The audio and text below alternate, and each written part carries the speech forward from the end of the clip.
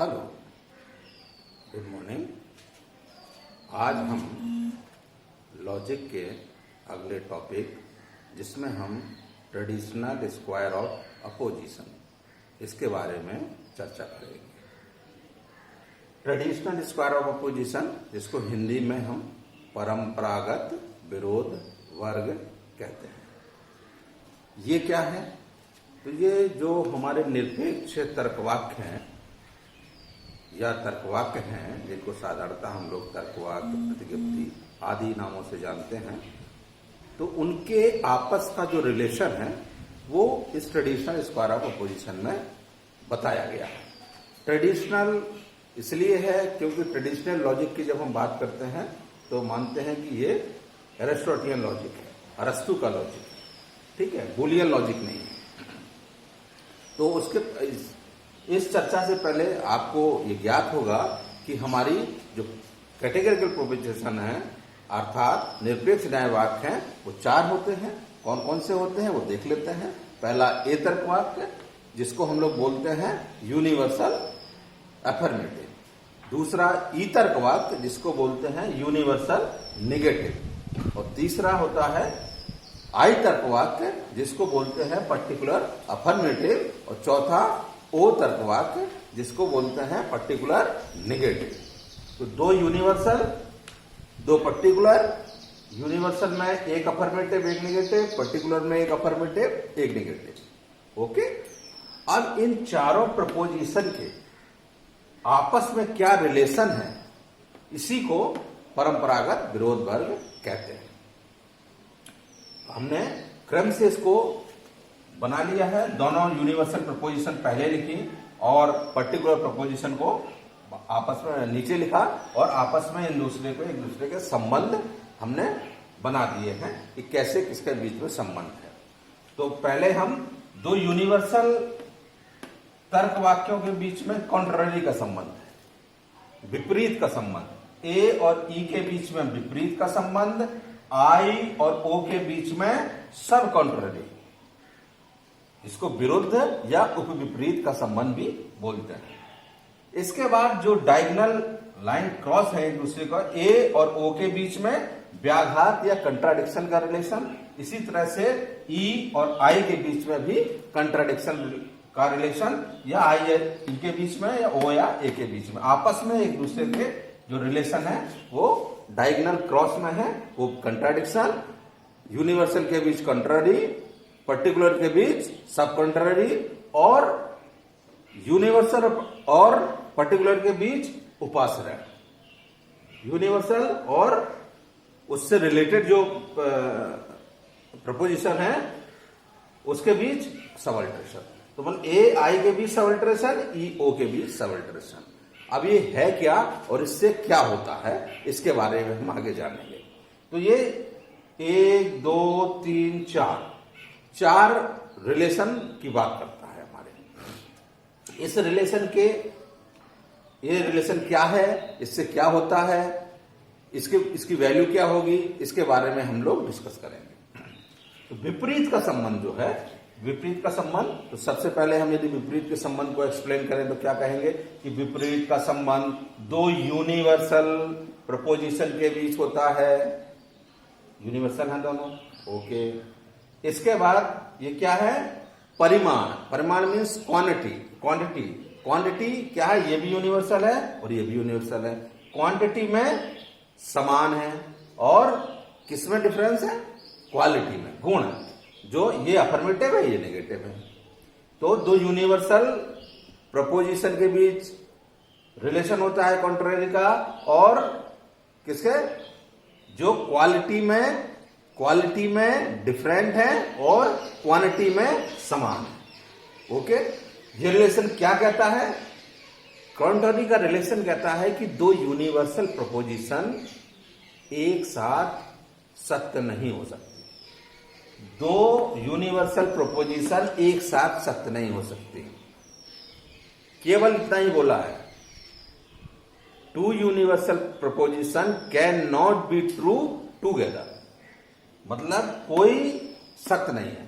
क्या मतलब हुआ इसका कि यदि यूनिवर्सल प्रोपोजिशन एक सत्य, इसको ए सत्य है तो दूसरी यूनिवर्सल प्रपोजिशन असत्य होगी। इसके बाद क्या है, यदि ये असत्य है, फॉल्स है, तो क्या होगी, सत्य के बारे में नियम है विपरीत का, यदि दोनों एक साथ सत्य नहीं हो सकते, ओके, बस ये ट्रू है तो ये ट्रू नहीं हो सकती, ये क्या है, फॉल्स होगी, ये विपरीत का संबंध है। लेकिन यदि ये फॉल्स है तो इसके बारे में कुछ कहा नहीं जा सकता, ये डाउटफुल है। क्लियर? यदि दोनों एक साथ सत्य नहीं हो सकते, विपरीत का संबंध क्या है, दोनों एक साथ सत्य नहीं हो सकते। यदि ये ट्रू है तो ये फॉल्स होगी, ये ट्रू है तो ये फॉल्स होगी। लेकिन यदि यूनिवर्सल फॉल्स है तो दूसरी यूनिवर्सल क्या होगी, डाउटफुल। फॉल्स में हम लोग डिटरमाइन नहीं कर पाएंगे कि ट्रू होगी कि फॉल्स होगी, इसलिए उसको डाउटफुल बोलते हैं। सेकंड रिलेशन जो है वो क्या है, दो पर्टिकुलर तर्क वाक्यों के बीच में है, दो अंशव्यापी तर्क वाक्यों के बीच में है। ओके, सब कॉन्ट्ररी का क्या है रिलेशन, वो कहता है इसका अपोजिट, कि दो particular proposition can not be false together, अर्थात दो अंशव्यापी तर्कवाक्य एक साथ असत्य नहीं हो सकते। सत्य हो सकते हैं, एक सत्य एक दूसरा सत्य हो सकता है, लेकिन क्या एक साथ असत्य नहीं हो सकते, फॉल्स नहीं हो सकते।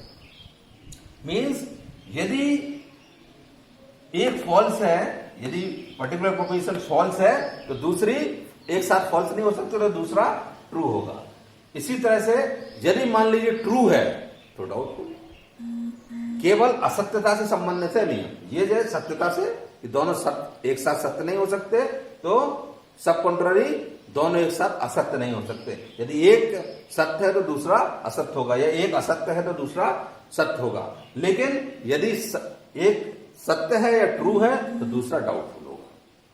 क्लियर?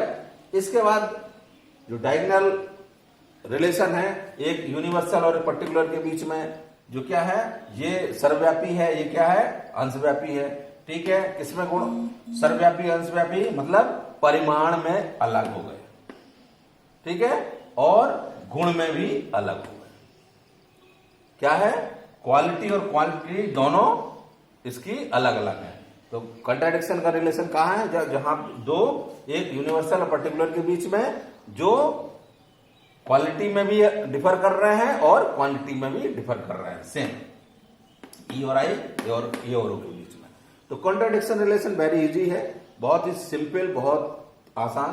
कहता है यदि एक प्रपोजिशन यदि कोई ट्रू है तो दूसरी उसकी फॉल्स होगी, उससे रिलेटेड जो फॉल्स प्रपोजिशन है वो फॉल्स होगी। तो ए ट्रू है तो ओ फॉल्स, ओ ट्रू है तो ए फॉल्स। इसी तरह से ई ट्रू है तो आई फॉल्स, और आई ट्रू है तो ई फॉल्स। तो कंट्राडिक्शन रिलेशन या व्याघात का नियम क्या है, व्याघात का नियम में यदि एक प्रपोजिशन सत्य है तो दूसरी असत्य होगी। व्याघात का किसके किसके बीच में संबंध होता है, ए और ओ, ई और ई आई के बीच में। हमने बोला एक यूनिवर्सल एक पर्टिकुलर, जो क्या है, क्वालिटी में भी अलग है और क्वांटिटी में भी अलग है। ओके, अब आए हम लोग उपासरण या सब अल्टरेशन के संबंध के बीच में। ये ए और आई के बीच में, ई और ओ के बीच में होता है। ये क्या संबंध है, इसके बारे में जानना भी बहुत आवश्यक है। देखिए, सब अल्टरेशन जो है वो क्या है रिलेशन, वो कह रहा है कि यदि A proposition means universal proposition, universal और पर्टिकुलर का रिलेशन है, यूनिवर्सल और पर्टिकुलर के बीच में संबंध है। ये भी यूनिवर्सल और पर्टिकुलर के, लेकिन क्वालिटी उसमें अलग है, कॉन्ट्राडिक्शन। ये इससे रिलेटेड जो है ये वाला रिलेशन ए और आई के बीच में, दोनों क्या है, ये क्या है, अफर्मेटिव है, ये भी अफर्मेटिव है। तो केवल ये परिमाण में अलग है, मीन्स क्वांटिटी में अलग है, लेकिन क्वालिटी में सेम है। ये भी अफर्मेटिव है, ये भी अफर्मेटिव है। ओके, जबकि व्याघात में क्या था, क्वालिटी और क्वांटिटी दोनों डिफर थे। यहां पे क्वालिटी डिफर कर रही है,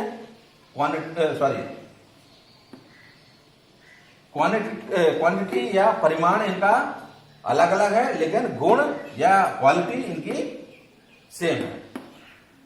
ये उपासरण का संबंध क्या बोल रहा है, कह रहा है कि यदि यूनिवर्सल प्रपोजिशन ट्रू है तो उससे रिलेटेड जो आई प्रपोजिशन या अंशव्यापी प्रपोजिशन है वो भी ट्रू होगी।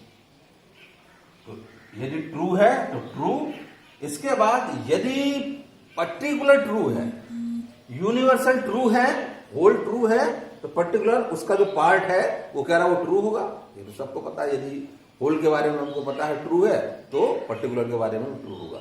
इसके बाद कह रहा है यदि पर्टिकुलर ट्रू है तो यूनिवर्सल क्या होगा। तो थोड़े से मतलब मीन्स अंशव्यापी मतलब थोड़ा, उससे हम होल के बारे में बता सकते हैं, श्योर नहीं बता सकते ना। इसलिए यदि ये कह रहा है यदि पर्टिकुलर ट्रू है तो हम यूनिवर्सल के बारे में बता सकते हैं, नहीं बता सकते, इसलिए डाउट। सेम असत्यता को लेकर देख लें, कह रहा है कि यदि यूनिवर्सल प्रपोजिशन असत्य है, यदि ये असत्य है तो उससे रिलेटेड जो अंशव्यापी प्रपोजिशन ओ है वो डाउटफुल, और यदि अंशव्यापी असत्य है तो यूनिवर्सल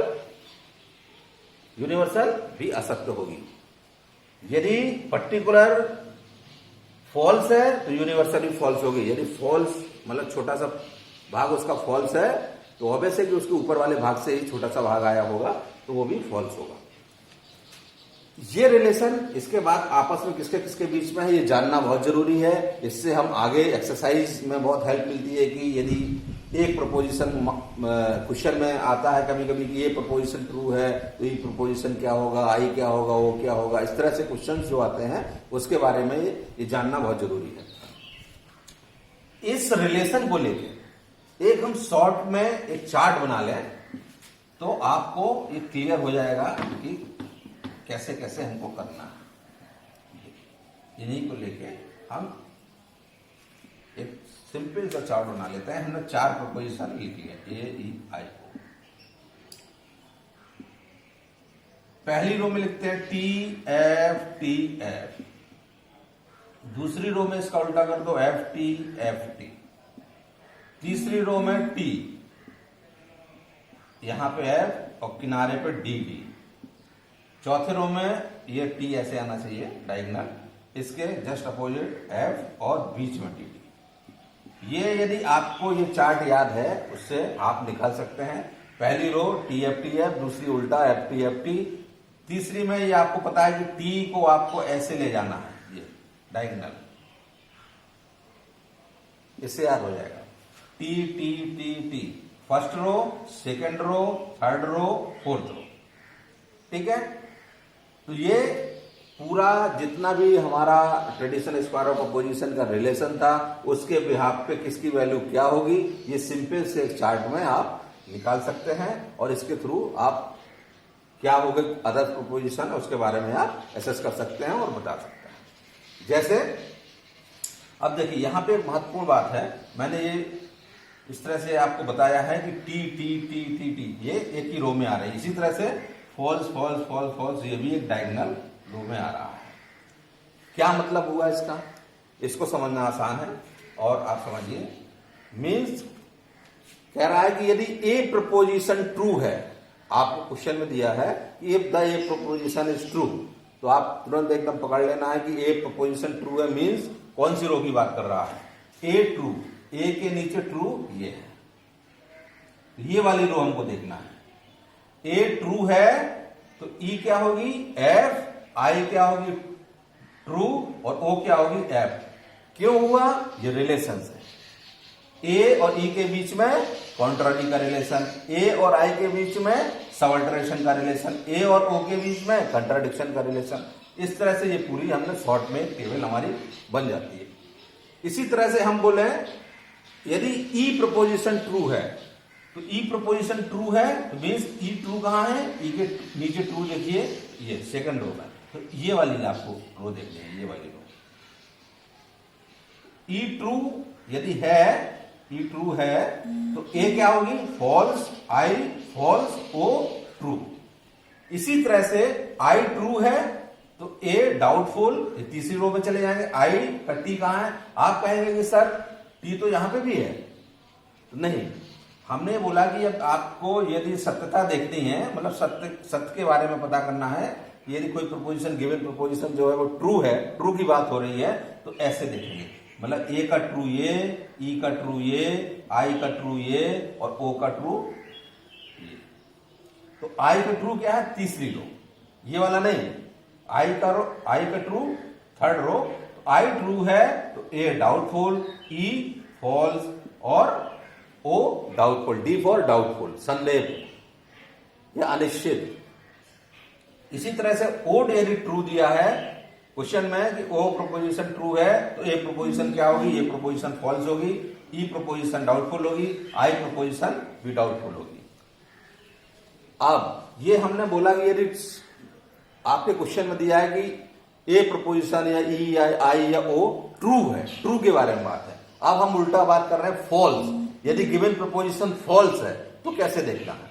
देखिए, फॉल्स को हमको ऐसे देखना है, ट्रू को हम ऐसे देख रहे थे, ट्रू ऐसे देख रहे थे और फॉल्स को ऐसे देखना है। मीन्स ए फॉल्स है तो ए के नीचे फॉल्स, ये वाली रो देखेंगे, ये नहीं, ए के नीचे फॉल्स, ई के नीचे फॉल्स, आई के नीचे फॉल्स, ओ के नीचे फॉल्स।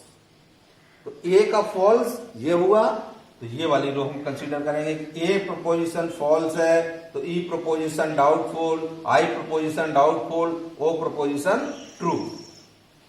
यदि ई प्रोपोजिशन फॉल्स है, ई को फॉल्स माने तो यहां भी फॉल्स है, यहां भी फॉल्स है, कंफ्यूजन नहीं। पहला ये वाला, फिर दूसरे का ये वाला, तीसरे का ये वाला, चौथे का ये वाला।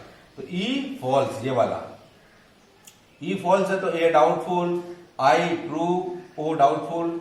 इसी तरह से आई फॉल्स है तो A false, E true, O true. O false है तो ये वाली रो, फर्स्ट रो देखेंगे। अब ये कैसे हुआ? ये सब रिलेशन से हुआ। ए, ई, आई, ये जो हमने परंपरागत विरोध वर्ग का जो आपको रिलेशन इसके बारे में, तो ये यदि ए प्रोपोजिशन ट्रू है तो ई फॉल्स हुआ तो आपको रिलेशन लिखना पड़ेगा कि ए और ई के बीच में कौन सा रिलेशन है? कॉन्ट्ररी का रिलेशन, इसलिए फॉल्स हुआ। तो इस रिलेशन का ये इसेंस है। इसके बारे में आपका ट्रूथनेस और फॉल्सनेस के बारे में आप गलत नहीं करेंगे कभी भी क्वेश्चन में। तो इसलिए इस चार्ट के और रिलेशन आपको याद है, ए के बीच में विपरीत, यहां पे विपरीत, क्रॉस में व्याघात, ऊपर नीचे उपासना, ठीक है। तो इसके बिहाफ पे आपने ये शॉर्ट निकाल लिया। एक एक्सरसाइज जल्दी से कर लेते हैं कि कैसे हम क्वेश्चन बता रहे हैं। सपोज कोई भी क्वेश्चन मान लीजिए हम बना दिए, तो बोल लिया क्वेश्चन में, if all Indians are citizen,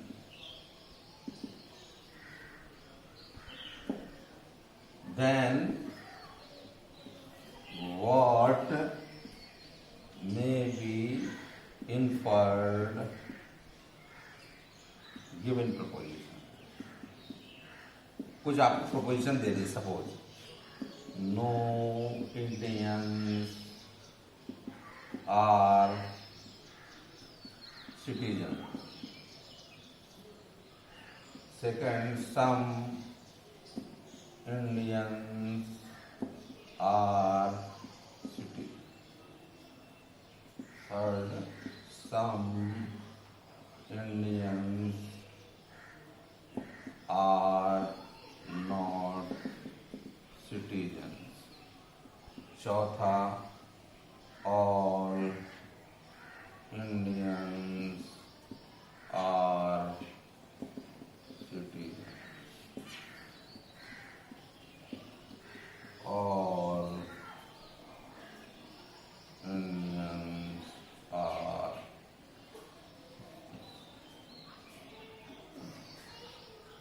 vegetarians।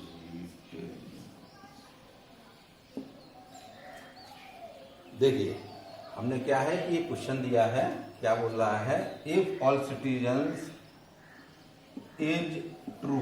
यहां पे ये हम भूल गए, यहां पे क्वेश्चन में क्या है कि if all Indians are true, if all Indians are citizen is true, then what may be inferred to given proposition. इनके बारे में आप बताइए कि क्या है। यदि ये वाली प्रोपोजिशन सत्य है तो निम्नलिखित प्रोपोजिशन की सत्यता और असत्यता के बारे में बताइए, या इनके बारे में क्या अनुमान किया जा सकता है, किसी तरह से आप जानिए। तो सिंपल सा प्रोपोजिशन हम क्या हमने बताया कि square tradition square of opposition से आप क्वेश्चन निकालेंगे। क्या है, आपको सबसे पहले जो लॉजिक का बेसिक है कि प्रपोजिशन पहचानना आना चाहिए। तो प्रपोजिशन, क्योंकि ये कैटेगोरिकल प्रपोजिशन है सभी, और आपको जो इनका मेन आइडेंटिटी है उसके थ्रू पहचान लेंगे। ये कौन सी प्रपोजिशन हुई, और लिखा है तो ए प्रपोजिशन, ये ए हो गई। ये कौन सी प्रपोजिशन हुई, नो लिखा है तो ई, ये सम लिखा है तो आई, ये सम के साथ साथ नॉट भी है तो ओ, और ये ऑल है, ये ऑल है, ये भी ए भी है। तो आपको ये चार्ट आपको याद है, हमने बनाया ये भी। पहली लाइन में टी एफ, दूसरे में एफ टी, तीसरे में टी इधर आएगा, एफ इधर आएगा। इसको थोड़ा सा ठीक से बना लेते हैं।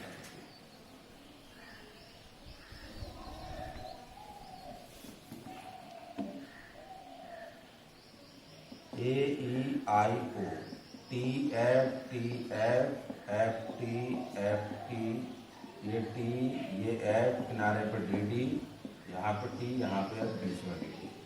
ओके, और आपकी प्रोपोजिशन क्या है, given proposition, all Indians are citizen. ये क्या है, ट्रू। तो कह रहा है कि एक कौन सी प्रोपोजिशन हो गई, हमने आइडेंटिफाई की ए प्रोपोजिशन।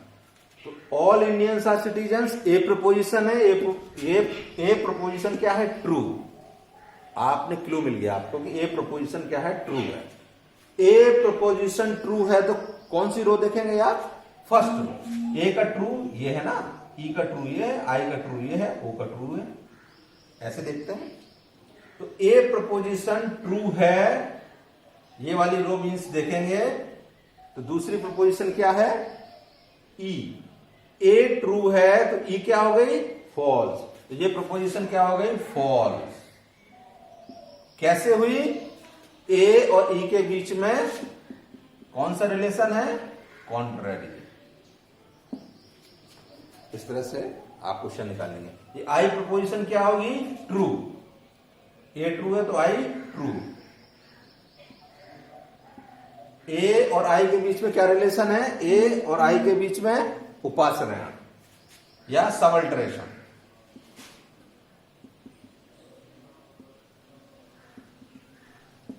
इसी तरह से ओ प्रपोजिशन क्या होगी, फॉल्स।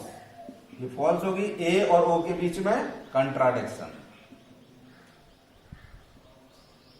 अब ये आइए चौथी प्रपोजिशन ए प्रपोजिशन है, चौथी भी ए है। तो ए यदि ट्रू है तो ये भी ट्रू होगी। क्यों होगी, क्योंकि सिमिलर है, ये गिवन प्रपोजिशन के एक समान है, एक जैसी है। तो यदि ये ट्रू है तो ये भी ट्रू हो गई। पांचवी, ऑल, ये भी ए है, ये भी ए है, तो ये ट्रू है तो ये भी ट्रू है, होना तो चाहिए, लेकिन नहीं। क्या है, ये इसका सब्जेक्ट, इसका प्रेडिकेट। प्रेडिकेट क्या है, ये अलग है किससे, इसके। तो सेम प्रोपोजिशन नहीं हुई है। इसलिए परंपरागत विरोध वर्ग का नियम क्या है, सब्जेक्ट और प्रेडिकेट सेम होना चाहिए। उनके बीच जो भी प्रोपोजिशन होगी, लेकिन सब्जेक्ट प्रेडिकेट सेम हो, और क्वालिटी और क्वांटिटी डिफर कर रही हो, तो वहां पे ट्रेडिशन स्क्वायर ऑफ अपोजिशन लगेगा। यहां पे आपका सब प्रेडिकेट ही अलग हो गया, तो इसके बारे में हम क्या बता सकते हैं, कुछ नहीं कह सकते। तो इसलिए ये प्रोपोजिशन डाउटफुल, अनिश्चित होगी। इसलिए देखिए, कभी भी याद रखिए, जो ट्रेडिशन स्क्वायर ऑफ अपोजिशन कहां पे है, फिर मैं रिपीट कर रहा हूं, जहां पर सब्जेक्ट और प्रेडिकेट एक जैसे हैं, लेकिन अंतर कहां है, उनके परिमाण में और गुण में। ठीक है, कोई ए है, कोई आई है, कोई अफर्मेटिव है, कोई नेगेटिव है, इस तरह से अंतर है, लेकिन सब्जेक्ट प्रेडिकेट सेम है। आदर्श किसी का प्रेडिकेट हो सकता, दोनों सब्जेक्ट इसका अलग होता, तब भी ये डाउटफुल हो जाती, दोनों अलग होते तब भी डाउटफुल हो जाती। हम उसके बारे में कुछ बता नहीं सकते कि सत्य होगी क्या सत्य होगी। केवल जो सब्जेक्ट प्रेडिकेट गिवन प्रोपोजिशन के समान है, उसी की तरह हम बता सकते हैं। सेम क्वेश्चन यदि हम इसको यहां पे ई ट्रू कर दें, मान लो ई प्रोपोजिशन ट्रू है, यहां पे नो हो जाए, तो क्या होगा, ये वाली रो देख के हम सब बता देंगे। ठीक है। ई का ट्रू कौन सा है, ये वाली रो देख के बताएंगे। इस तरह से फॉल्स में यहां से देखेंगे, यदि ए फॉल्स है तो ये वाला, ई फॉल्स है तो ये वाली रो, आई फॉल्स है तो ये वाली रो, ओ फॉल्स है तो फर्स्ट रो। इस तरह से पूरे हम कोई भी यदि प्रोपोजिशन दिया है कि ये क्या है तो ये क्या हो गया, तुरंत ट्रेडिशनल स्क्वायर प्रोपोजिशन से क्वेश्चन सॉल्व कर सकते हैं। इसके बाद भी कोई समस्या हो तो आप मुझे संपर्क करें मेरे नंबर में। मैं नंबर आपको हर वीडियो में बता रहा हूं अपना 9452128378। डॉक्टर राजेंद्र कुमार वर्मा के नाम से यूट्यूब में आप मुझे सब्सक्राइब करें, लाइक करें, और कोई समस्या हो तो किसी भी माध्यम से आप यूट्यूब के माध्यम से कमेंट करके या फोन से, व्हाट्सएप से, मेरा सेम नंबर व्हाट्सएप नंबर है, मुझे संपर्क कीजिए। Thank you very much.